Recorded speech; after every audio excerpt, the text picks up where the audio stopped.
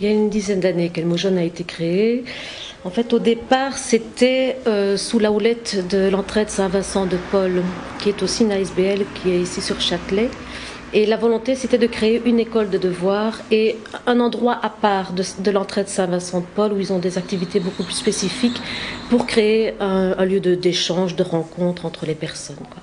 Les missions de la SBL, c'est le lien, essentiellement le lien, l'aide et essentiellement aux personnes les plus fragilisées, les plus précarisées. Les activités principales, c'est le groupe qu'il y a pour le moment, donc on prépare le 15 mars avec des ateliers d'écriture pour que les femmes puissent exprimer un peu ce qu'elles sont, ce qu'elles voudraient, enfin bon, tout ce qu'elles ont à dire, et Dieu sait qu'elles ont des choses à dire.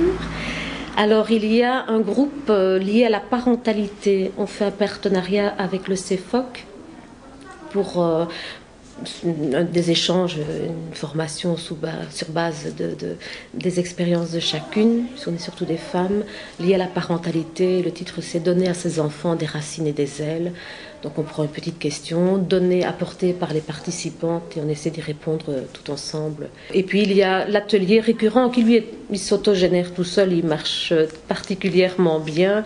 C'est le groupe que j'appelle Loisirs Créatifs, où toutes des femmes viennent faire du tricot, de la couture, du crochet.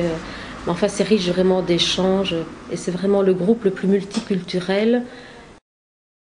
On fait aussi un atelier d'informatique, mais quand je dis informatique, c'est vraiment pour apprendre aux personnes qui le veulent à se servir du clavier sans avoir peur.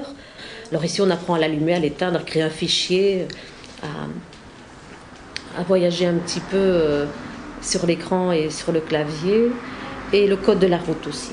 Mais axé sur la compréhension des questions, donc axé sur le français. Pour moi, et là c'est vraiment très personnel, je n'ai vraiment aucun problème pour ce qui est de l'intégration.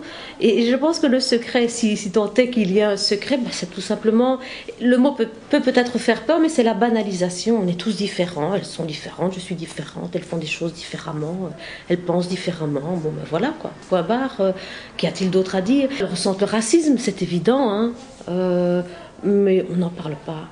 On s'amuse ici, on est ensemble et on laisse tout ça de l'autre côté de la porte.